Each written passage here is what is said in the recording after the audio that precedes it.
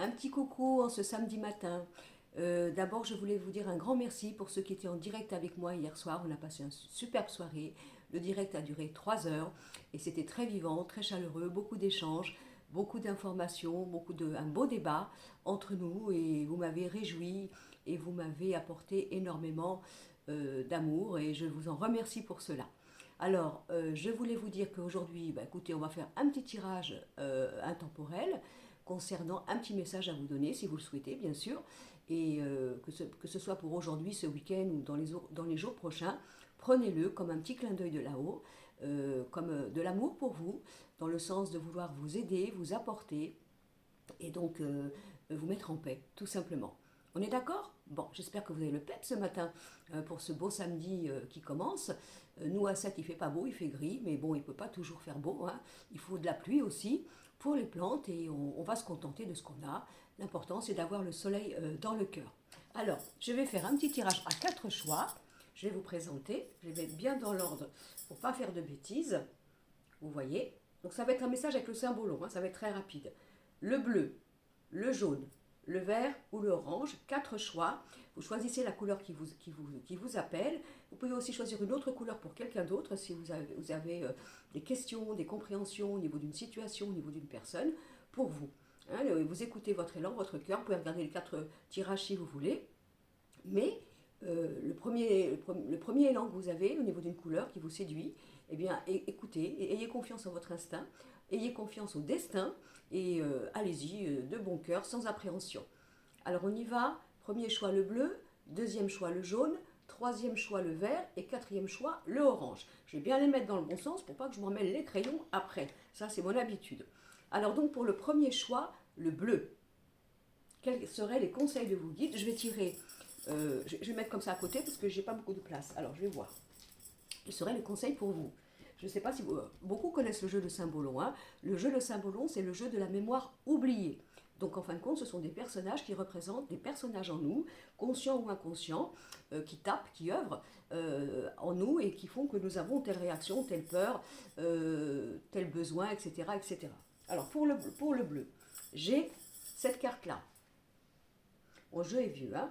On a un personnage, un côté il y a la lune, d'un côté il y a le soleil. Donc si vous voulez, ça peut être un petit conseil. Est-ce que tu veux être encore dans l'émotion, dans la nuit, dans la manière d'être introverti à l'intérieur de toi, ou est-ce que tu veux au contraire éclaircir les choses et voir clair? On a quelque chose, on a le yin et le yang tout simplement, vous messieurs et vous mesdames. Donc on a la lune et le soleil, donc cette carte peut représenter les choses qui sont cachées, que tu ne vois pas encore, que tu es dans le déni, bien sûr contraint ou forcé, ou que tu sembles être sensible, tout simplement parce que tu sens ton émotion, ta clairvoyance, et tu voudrais bien éclaircir les choses, il suffit simplement de dire « je veux voir ». Vous comprenez? Demandez, vous recevrez. Donc oui, d'accord, je suis d'accord pour voir clair, quel que soit ce que je verrai, quelle que soit la vérité, je veux voir clair en moi, et je veux voir clair dans cette situation, je veux voir clair dans cette proposition, pour que les choses ne soient plus tout le temps dans la réflexion. Ensuite, à côté, nous avons l'alchimiste, vous voyez encore, attendez, je suis l'alchimiste. Donc, l'alchimiste, c'est bien. L'alchimiste, qu'est-ce que je raconte? C'est pas l'alchimiste, excusez-moi. C'est le. Je vois même pas clair moi-même. C'est le joueur d'échiquier. Donc, j'y vais pas. Comment je fais? Oui, c'est une forme de stratégie de savoir ce qu'on va faire, comment on va utiliser les personnages à qui on va donner vie. Ma carte est vieille, ici il y a d'autres personnages qui sont par terre. Ceux-là ne sont pas sur l'échiquier, mais on a ça. Donc il se peut qu'il y ait une décision, là dans les jours prochains, d'arrêter l'émotion. Je fais. C'est à moi d'arranger, c'est à moi de comprendre, c'est à moi de patienter, c'est à moi de tolérer, c'est à moi de me remettre en question. Pourquoi pas? De toute façon, au niveau de se remettre en question, c'est toujours une bonne énergie. Mais ça sert à rien, vous voyez, tout ça là. Parce que l'important, c'est de voir clair, tout simplement. L'important, c'est ça. Et s'il faut voir qu'en voyant clair, malgré tout ce qu'on a fait pour essayer d'arranger une situation, d'attendre quelque chose, parce qu'on était dans l'émotion, on était dans ce côté maternant, vous voyez, vous messieurs, vous mesdames, hein, l'amour de soi, le sacrifice, la tolérance, etc. Peut-être qu'il faut arrêter tout ça parce qu'on décide de voir clair pour arrêter d'avoir une attitude où on est toujours obligé de peser le pour et le contre. Voilà, alors ça vous allez l'agrémenter dans toutes les situations qui pourraient vous parler, mais c'est le petit conseil des guides. On est OK? Bon, allez, on y va. Alors maintenant, nous avions le jaune, le deuxième choix. Le deuxième choix pour ceux qui ont pris le jaune. Alors, je regarde. J'essaie de ne pas trop baisser les yeux parce que j'ai remarqué en ce moment, quand je regarde d'une certaine façon, j'ai un œil qui est fermé. Je ne sais pas pourquoi. Et c'est moche, quoi. Bon, de toute façon, c'est pas important, mais j'ai remarqué ça. Alors là, nous avons la carte de la magie noire. Pas de panique, hein. Tout ce qui est occulte, tout ce qui est dans l'ombre, tout ce qui est travaillé, tous nos emprisonnements, tous nos envoûtements intérieurs. Mais ça peut aussi vouloir dire que vous avez la capacité de voir très clair vous-même au niveau de tout ce qui est caché. Vous voyez, c'est une secte. Ouais, c'est une secte, c'est la magie. Il y a une messe là avec des personnes qui utilisent des forces de l'univers, soi-disant, pour obtenir ce qu'ils veulent ou pour avoir un pouvoir. On a ça. On va regarder pourquoi. On va regarder pourquoi. Et on a le quotidien. Là, c'est la vie du quotidien. La vie du quotidien, le labeur, le travail, les tâches qu'on fait tous les jours, vous voyez, tout ce qu'on répète, etc., etc. Donc là, il peut y avoir aussi, si vous voulez, une prise de conscience, comme quoi vous êtes enlisé, endoctriné dans des attitudes, dans des obligations pour le quotidien, donc le travail, le couple, les amis, le relationnel, et qu'en fonction de cela, vous êtes prisonnier vous-même, vous voyez, vous êtes prisonnier d'un mécanisme qui fait que vous êtes enrôlé dans une robotisation, par exemple, et que peut-être vous allez vous apercevoir qu'il y a des choses qui ne vont plus. Voilà, je ressens en moi un besoin de changement, un besoin de renouveau, j'ai envie d'être neuf ou neuve, j'ai envie de changer ma vie, de mon quotidien, j'en ai marre d'avoir un quotidien où il y a une forme de rituel, vous comprenez ce que je veux vous dire, où je fais des choses d'une manière mécanique. Et ça, je n'en veux plus. Mais il peut y avoir aussi une clairvoyance, quelque chose de fulgurant, parce que ça, c'est quand même, on voit les choses, hein. Vous avez une manière de détecter, donc de détecter en vous, mais à l'extérieur, ce qui vous, je dirais, je vais employer le mot parce que c'est le mot qui me vient, ce qui vous bouffe, vous voyez, dans le quotidien. De voir clair, comment vous êtes prisonnier, comment vous êtes enrôlé, comment vous êtes vous-même mis prisonnier ou prisonnière par rapport à votre devoir, à votre manière de croire que c'est comme ça que vous êtes stable, c'est comme ça que vous croyez que vous avez une sécurité. Donc peut-être quelque chose là qui va se passer pour vous rendre compte que vous avez une manière de vivre ou un conditionnement qui en fin de compte ne vous plaît plus, ou on vous oblige à avoir un conditionnement qui ne vous plaît plus dans votre vie de tous les jours, et donc dans ces cas-là de décider avec beaucoup de franchise, à savoir est-ce que vous avez la force, bien sûr, le désir de changer tout ça, et si vous avez envie de changer tout ça, bien sûr de le faire d'une manière rationnelle. On n'est pas obligé de tout plaquer comme ça du jour au lendemain et de partir sans se protéger, mais il y a quelque chose à voir là au niveau d'une vie que vous avez, de ce qui n'est pas en accord avec vous, des personnes qui vous enrôlent dans un quotidien qui ne vous convient plus. Ça peut être aussi, vous voyez, des relations amicales où on a été habitué, voilà, on a été habitué, c'était tout le temps comme ça, on s'aimait comme ça, on a des manières de faire, tous les week-ends on se voit, etc. Et que peut-être vous allez vous apercevoir que ceci ne vous convient plus. Cela ne veut pas dire que vous n'allez plus aimer les gens, mais peut-être d'avoir envie de changer, vous voyez, quelque chose. Ça, c'est un groupe, hein. Ils sont ensemble, hein. Ils luttent, enfin, ils luttent. Ils œuvrent tous pour la même cause, une cause qui leur est commune. Voilà. Mais on est quand même prisonnier dans ce groupe. Parce que si on a envie de s'en sortir, moi ça me fait penser à un groupe de chanteurs qui est connu pour le groupe, et il y en a un qui dit moi j'en veux plus. J'ai envie de sortir du groupe, j'ai envie de faire quelque chose de personnel, et j'ai envie de me rendre indépendant et d'être mon propre créateur ou créatrice, artiste féminin ou masculin, de mes œuvres. Voilà. Voilà le petit conseil. Alors maintenant, nous avions c'est que j'en étais, oui, le vert. Pour ceux qui ont fait le troisième choix, le vert. Le petit conseil pour vous, pour vous aider, pour vous aimer. Alors, nous avons le guerrier, je le mets en l'envers en plus, le guerrier, voilà. Et à côté du guerrier, on va voir, hein, parce que des fois, le guerrier, c'est la lutte, hein, mon combat. Alors, c'est quoi le combat? Est-ce que c'est le combat pour moi, ma personnalité, ma vie, mes valeurs, etc. Ou est-ce que je suis toujours en train de me battre dans la vie, je ne sais pas faire autrement, parce que je suis exigeant, exigeante, perfectionniste, méticuleux, méticuleuse, etc. Je suis toujours en train de me battre dans ma vie, à bon escient ou à mauvais escient, peu importe, on va regarder, pour obtenir quelque chose. Mais ça peut être votre combat que vous avez envie de faire pour vous-même. Et là, nous avons le grand maître. Voilà. Donc, vous voyez le grand maître. Donc, ça veut dire que là, Il y a peut-être une manière que vous avez, vous, de vivre en vous donnant toujours l'obligation d'être le leader. Hein, leader, c'est-à-dire, ça ne veut pas dire que vous êtes orgueilleux. Ça veut dire, moi, le grand maître, c'est le savoir, c'est la connaissance. Mais ça peut être aussi, on vous dit, défends, il faut voir comment c'est aspecté. Défends tes valeurs. Défends, bats-toi pour tes valeurs, pour ce que tu crois, pour ce que tu prônes, pour ce que tu veux, pour ta connaissance. Hein, si on te dit que ce que tu penses est de la merde, excusez-moi, ou que votre manière de faire ne va pas, alors non, j'ai le droit d'aller expérimenter mon combat en fonction de mes connaissances et en manière d'aller chercher mes ambitions. Par exemple, dans l'autre côté, ça peut être évidemment un caractère un petit peu trop maître à bord, vous voyez, je dois toujours être à la hauteur, je dois toujours savoir, je dois toujours être, disons, enseignant, vous voyez, je me bats pour ça. Oui, mais vous savez très bien, un jour l'élève dépasse le maître, et ce n'est pas un échec, c'est simplement un travail d'humilité.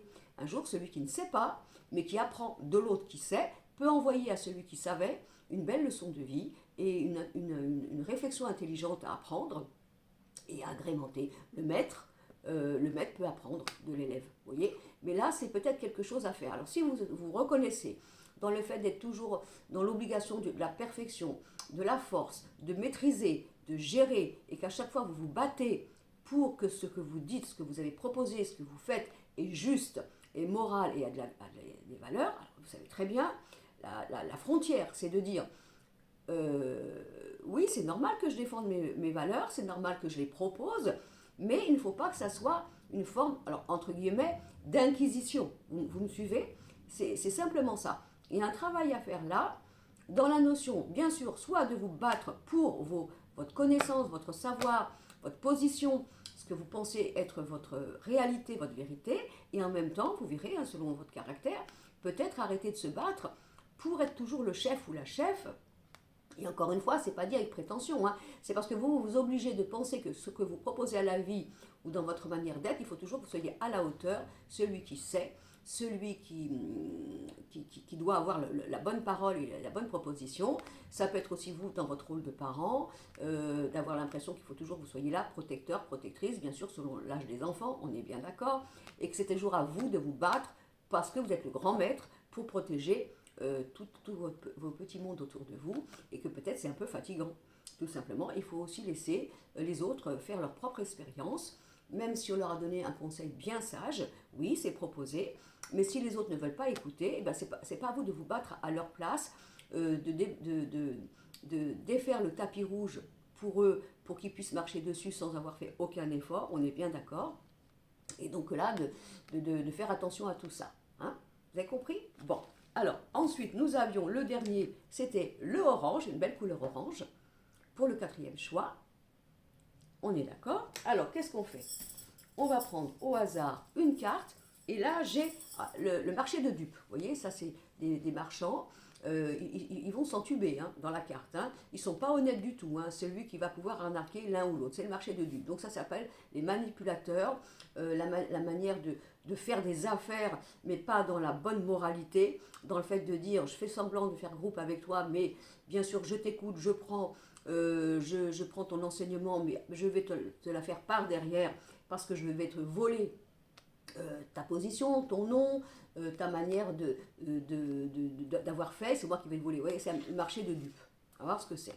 Alors, encore une fois, et on a chassé l'intrus. Alors là, c'est quand même pas mal de choses où il va falloir que vous vous défendiez sur les gens qui sont malhonnêtes autour de vous, qui vous volent, qui vous spolient, qui vous utilisent, qui vous exploitent. Vous voyez, il y a quelque chose à faire par rapport à ça, parce qu'il faut chasser l'intrus.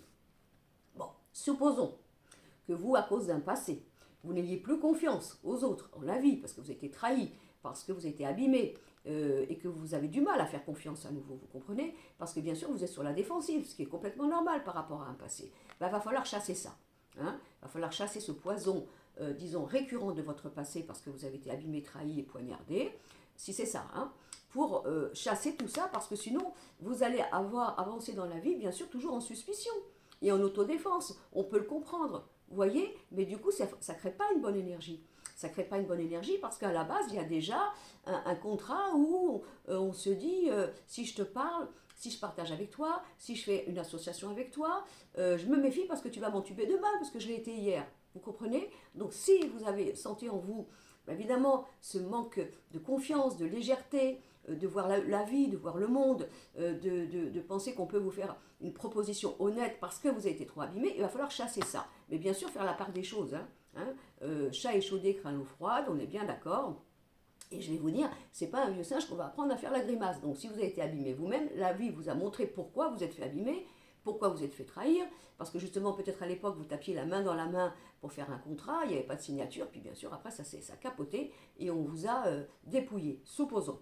Donc c'est ça, on peut être utiliser un peu ce passé, mais que ce passé ne vous enterre pas dans cette notion de croire que la vie, de toute façon, c'est un danger et que toutes les personnes qui pourraient venir vers vous, alors seraient manipulatrices ou manipulateurs.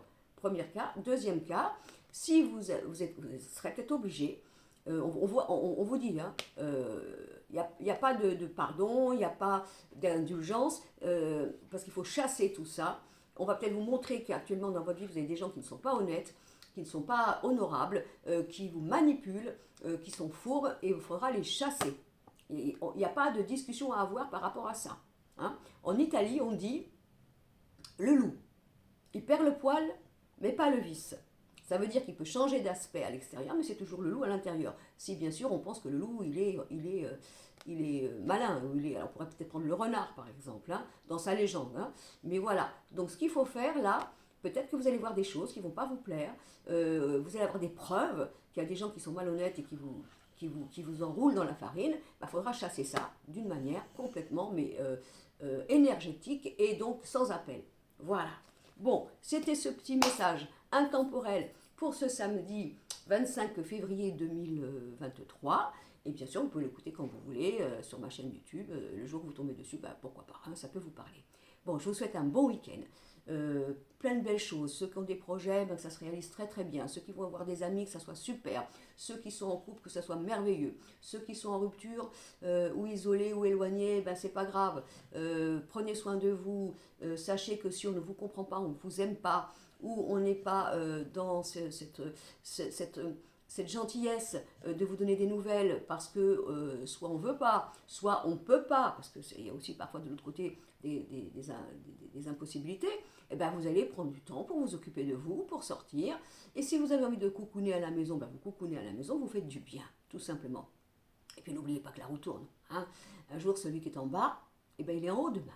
Et puis celui qui est en haut, qui se fait un petit peu trop mou, il ou elle, un peu trop moussé, qui est un petit peu trop la gloriole, comme tout le monde, la roue va tourner. Un jour, il redescendra en bas pour il ou elle pour apprendre que on n'a pas tout, que les choses sont belles, elles sont sacrées, elles sont fragiles, et qu'à chaque fois qu'on a des hauts et des bas, c'est juste pour nous montrer que il ne faut jamais se satisfaire d'un moment où la gloire est là, parce que la gloire nous emprisonne en nous faisant croire que c'est ainsi qu'on est construit et qu'on est aimé et renommé. Mais le jour où on devient mendiant, entre parenthèses, d'accord, est-ce qu'on nous aime, qui nous fréquente, qui vient nous voir quand on a les poches vides, qui vient nous voir quand on est seul, on est triste. Est-ce que là, il y a vraiment des personnes qui sont là?